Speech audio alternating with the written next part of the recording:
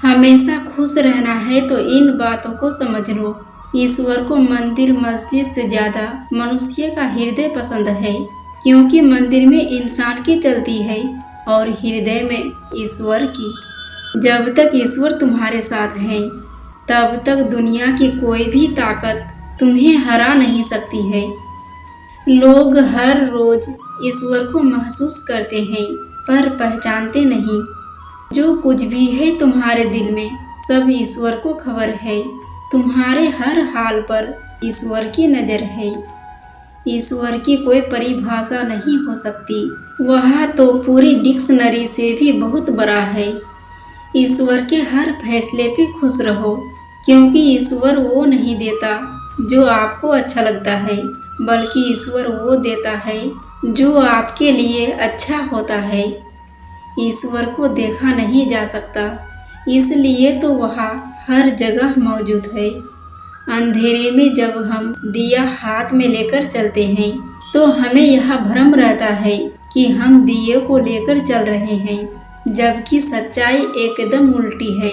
दिया हमें लेकर चल रहा होता है। परमेश्वर को देखा नहीं जा सकता, पर महसूस हर जगह किया जा सकता है।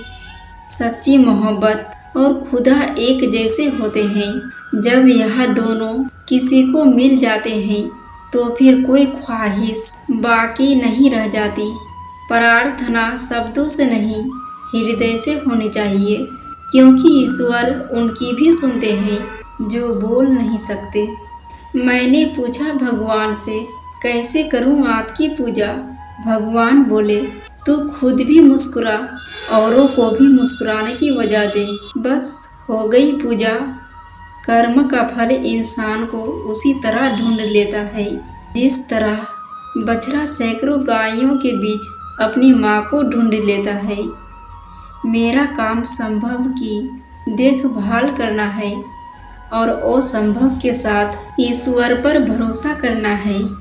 तू ही नानक, तू ही ईश्वर, तू ही अल्लाह, तू ही भगवान, जिसके आगे नतमस्तक है ये सारा संसार।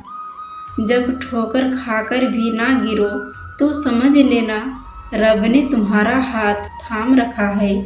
शरीर से प्रेम है तो आसन करे, सांस से प्रेम है तो प्राणायाम करे, आत्मा से प्रेम है तो ध्यान करे और परमात्मा से प्रेम है तो समर्पण करे। तकलीफें चाहे जितनी बड़ी हो, पर भगवान से तो बड़ी नहीं है। जीवन का इम्तिहान आसान नहीं होता, बिना संघर्ष कोई महान नहीं होता। जब तक ना पड़े हथौड़े की मार, तब तक तो पत्थर भी भगवान नहीं होता। दुनिया उम्मीद तोड़ सकती है, पर दुनिया बनाने वाला नहीं।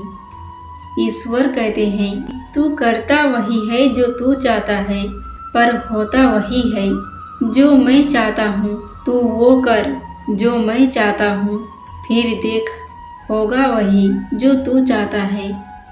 आप देखेंगे कि ईश्वर भी मेहनती लोगों की ही मदद करता है। यह नियम स्पष्ट है। ईश्वर तकलीफों से भी उन्हें ही गुजरवाता है जिन्हें वो अपने सबसे करीब रखना चाहता है। अच्छे लोगों की ईश्वर परीक्षा बहुत लेता है, लेकिन साथ नहीं छोड़ता है, और बुरे लोगों को ईश्वर बहुत कुछ देता है, लेकिन साथ नहीं देता है। ईश्वर की मौजूदगी के लिए बुद्धि से प्रमाण नहीं मिल सकता, क्योंकि ईश्वर बुद्धि से परे है। प्रार्थना तब होती है जब आप परमात्मा से बात करते हैं।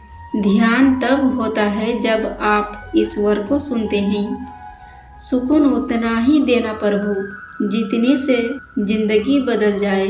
औकात बस इतना ही देना प्रभु कि औरों का भला हो जाए।